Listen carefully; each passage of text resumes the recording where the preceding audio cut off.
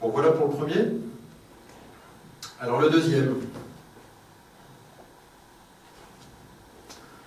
Eh bien justement, nous y voilà. Cette année, le TRS doit s'améliorer de 2 points. Et quand vous regardez l'analyse de potentiel qui a été faite dans le diagnostic, on sait qu'il y a 20 points qui peuvent être gagnés. Je prends le TRS, j'aurais pu prendre le délai administratif d'un processus, j'aurais pu prendre le taux de satisfaction des clients free, j'aurais pu prendre le délai de traitement d'un litige assurance.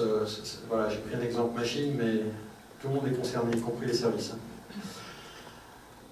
Voilà, on a 20 points de potentiel et on se donne un objectif de 2 points. Que faire? Vous avez peut-être une expérience intéressante sur le sujet?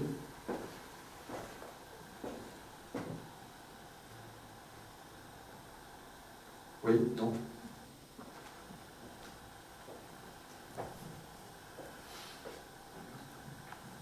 Alors je repose mon micro.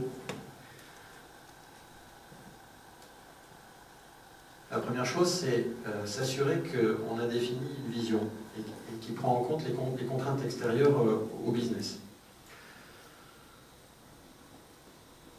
Le Lean, c'est pas là juste pour améliorer, parce qu'il faut toujours améliorer. Le Lean, c'est aussi là pour améliorer ce qui est le plus important d'améliorer, soit pour gagner un avantage concurrentiel, soit pour rattraper les concurrents, soit pour satisfaire le fonds de pension qui vient d'entrer au capital, soit pour... Enfin, il y a des contraintes extérieures qu'il est nécessaire de comprendre pour orienter les actions Lean vers les préoccupations du top management, qui sont en principe les bonnes, sinon il y a un problème.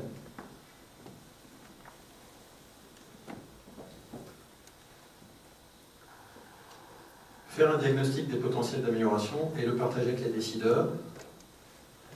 Et bien là, concrètement, c'est aller voir les gaspillages sur le terrain, gaspillage de processus. Le processus met X heures ou semaines, alors que en fait, le temps de valeur ajoutée dans le processus, c'est quelques minutes. C'est aller voir le potentiel main-d'œuvre, le potentiel d'amélioration du TRS, etc., etc. Souvent, les patrons fixent 2 points d'amélioration au budget parce qu'ils n'ont pas forcément conscience du gap.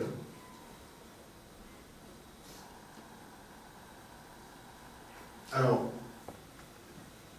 lorsqu'il y a absence d'objectifs, il est absolument très important de définir les objectifs, les indicateurs opérationnels qui créent de la valeur pour le business. C'est pas forcément que du coût, hein, ça peut être du délai, ça peut être du service, ça peut être un indicateur de satisfaction client, ça aussi c'est de la valeur pour le business. Définir des objectifs d'amélioration sur ces indicateurs. Les objectifs tirent la démarche. Il n'y a pas d'objectif, il n'y aura pas d'action. Et ça c'est valable, quelles que soient les industries et quelles que soient les sociétés de services.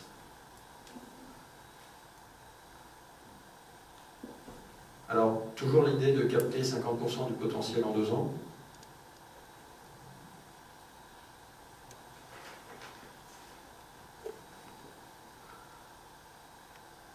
Seuls les objectifs déclencheront l'action et donneront du sens. Vous avez l'expérience de ça, non? Avec et sans objectif, est-ce que la vitesse d'amélioration est la même? Oui. Une remarque, une expérience, c'est qu'effectivement, si on ne relie pas aux objectifs business de l'entreprise et en quoi le Lean va permettre de servir ces objectifs business, on n'arrive pas à faire un direct opération, on ne l'a pas avec nous. Absolument. C'est la première question. Donc pour moi, c'est indissociable de montrer en quoi le projet Lean que l'on met en place va servir à ces objectifs business. Autrement, on peut se faire plaisir à un moment donné, mais ça dure pas, enfin, c'est pas pérenne ensuite. Oui. Alors pour illustrer ce propos, on était la semaine dernière avec Bruno chez un fabricant de meubles. Et donc, pour faire un diagnostic, le point de départ du diagnostic, c'était l'analyse des contraintes extérieures qui poussaient le fabricant de meubles à s'améliorer. Donc il y a des contraintes clients. Les clients sont mécontents du taux de service à 50% et de la non-qualité des emballages. Il y a des contraintes actionnaires. La société vient de se faire acheter par un fonds d'investissement qui s'appelle, peu importe le nom, mais qui contrôle le capital, et donc qui va exiger une rentabilité bien supérieure à ce qu'il y avait jusqu'à aujourd'hui. Puis après, il y a des contraintes de concurrence, où cette société est attaquée par des concurrents allemands qui proposent des meubles standards sur le marché français. Donc ça, c'est des clés d'entrée pour orienter le plan de travail de manière à être aligné avec les préoccupations du top management. Et ça permet aussi peut-être de prioriser les chantiers sur lesquels on veut. Tout à fait. Tout à fait. Et c'est important pour la crédibilité de la démarche au sein de la société. Alors on poursuit, à moins qu'il y ait une réaction.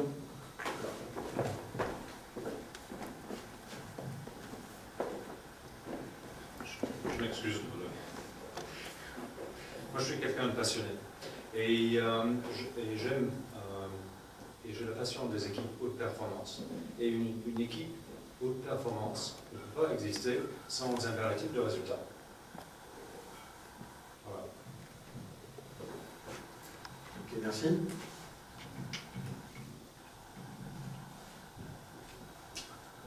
Alors, troisième sujet ô combien important. Ressources lean ou pas ressources lean, combien, où est-ce qu'on les place dans l'organisation? Voilà un sujet capital à mon avis. Donc, problème typique, les ressources lean n'existent pas, ou alors elles sont en quantité insuffisante, ou alors elles ne sont pas du bon profil, ou alors elles ne sont pas assez expertes, ou alors elles ne sont pas positionnées au bon niveau dans l'organisation. Que faire?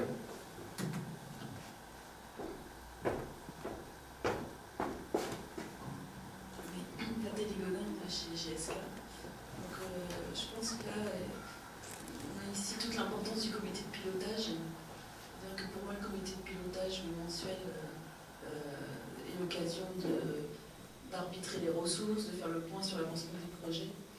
Et un problème de ressources va tout de suite être détecté, aura un impact aussi sur les indicateurs qui seront passés non plus à cette occasion. Et on verra bien à ce moment-là qu'il y a un blocage et que il est important de dédier les ressources au moment où les rendre disponibles. Très bien. Vous avez des ressources lean dédiées à 100% chez GSK? Oui, il y a une équipe, on appelle Operational Excellence. D'accord. Elle est reliée à quel niveau dans l'organisation? Le comité de direction. Comité de direction, c'est au niveau usine hein, ou au niveau usine. Division, groupe? Usine. Au niveau usine. La démarche est déployée dans l'ensemble du groupe. Ouais. Et sur chaque site, il y a une cellule d'amélioration continue dont le responsable est au comité de direction. Très important. S'il n'est pas au comité de direction, il est grillé tout de suite, sans même avoir démarré. À chaque fois que j'ai eu un responsable site qui n'était pas au comité de direction, ça n'a jamais abouti. Alors que faire? Certains d'entre vous dans l'assistance me disaient « mais moi j'ai pas d'équipe lean et ça avance quand même ». Je dis oui, mais c'est une question de vitesse. Et si vous voulez aller vite, vous avez besoin d'une équipe dédiée pour montrer des résultats rapidement, pour provoquer le changement de culture. Et donc généralement, les ratios vraiment utilisés, c'est on dédie une équipe lean à 100%, à hauteur de 1% de l'effectif de l'entité, que ce soit en manufacturing ou en service.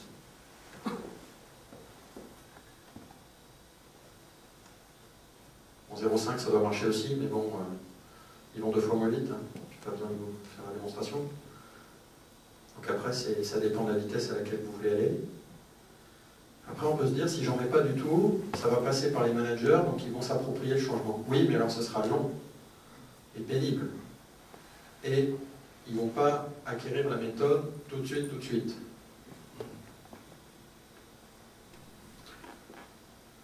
Alors, rattacher l'équipe au responsable hiérarchique de la zone, en l'occurrence le directeur d'usine ou le responsable des opérations service. Pour les concessions automobiles, ce serait responsable concession. S'assurer que le niveau général de la personne est suffisant. Je le disais tout à l'heure, dans certaines sociétés, le responsable lean site, c'est le futur directeur du site. Donc c'est pas un technicien, c'est pas un jeune ingé, c'est quelqu'un qui a le potentiel pour prendre un site en 2, 3, 4 ans.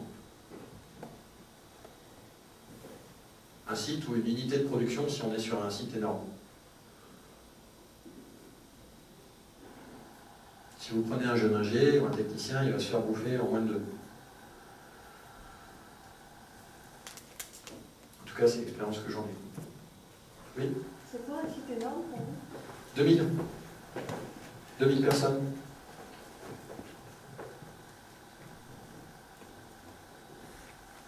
Oui, voilà, on va peut-être pas prendre responsable ligne qui soit le patron du site de 2000 de 3 ans, mais au moins patron d'une unité de production. Voilà, je pense à des sites qui ont vite une dizaine de bâtiments et qui ont vite 1000 à 2000 personnes sur le site. Alors le profil, c'était une de vos questions tout à l'heure. Donc futur responsable de l'entité, pugnace, terrain. Alors il connaît le métier, de production ou de service, c'est-à-dire qu'il a été responsable opérationnel de l'entité, d'une partie de. Voilà, il a été opérationnel. Donc il sait ce que c'est que le court terme, il sait ce que c'est que la pression des problèmes. C'est ça, connaît le métier. Orienté action, c'est un faiseur. C'est pas quelqu'un qui pense, c'est un faiseur. Parce qu'il y a plein de choses à faire. Les penseurs, ils sont généralement au groupe, hein, sur la moquette, mais les faiseurs, ils sont délocalisés sur le terrain. Il y a un bon relationnel, il est capable de travailler avec l'ensemble des patrons fonctionnels et opérationnels de l'unité, est capable de faire passer ses idées en transversal, c'est très difficile. Capacité d'influence. 5 à 10 ans d'expérience professionnelle, ça c'était sur des sites de 400-500 personnes. Plutôt 10 que 5, si vous voulez ma préférence. Alors s'il connaît le lean, c'est encore mieux, mais c'est pas toujours facile à trouver, donc s'il ne connaît pas le lean, ce qui serait important, c'est de le faire coacher par quelqu'un qui connaît le lean, qui peut être un responsable lean fonctionnel du niveau du dessus, donc division, groupe d'usine, ou un consultant, si vous n'avez pas de structure interne.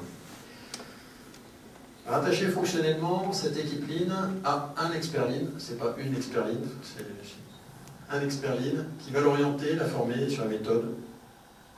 On vient d'en parler.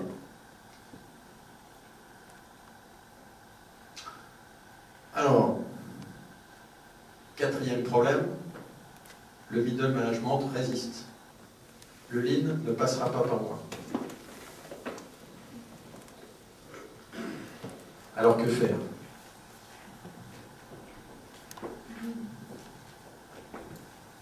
Est-ce que vous avez des idées?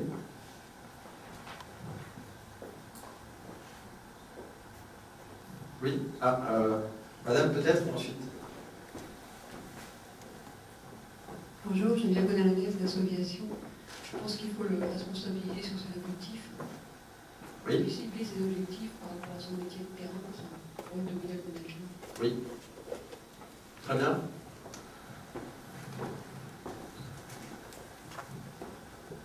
C'est une condition nécessaire, pas toujours suffisante, donc il va falloir qu'on complète. Je pense que comme le comité de direction, il faut l'impliquer dans les chantiers, lui montrer les résultats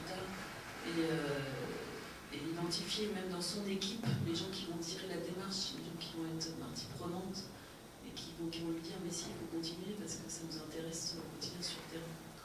Oui, tout à fait. Bon, ben, encore un ou deux interlocuteurs et je pourrais m'absenter.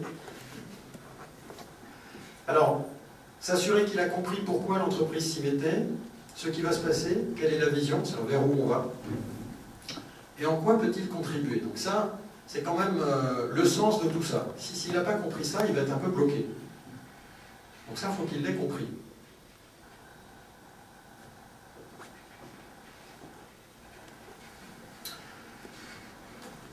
Alors, vous avez dit à l'instant, l'inclure dans une démarche d'amélioration dans un chantier. À chaque fois que j'ai testé ça, ça a été plus que bénéfique. Les gens, ils sont dans l'action, ils voient bien le lien entre l'action, les résultats, les principes, Lean, donc ils adhèrent.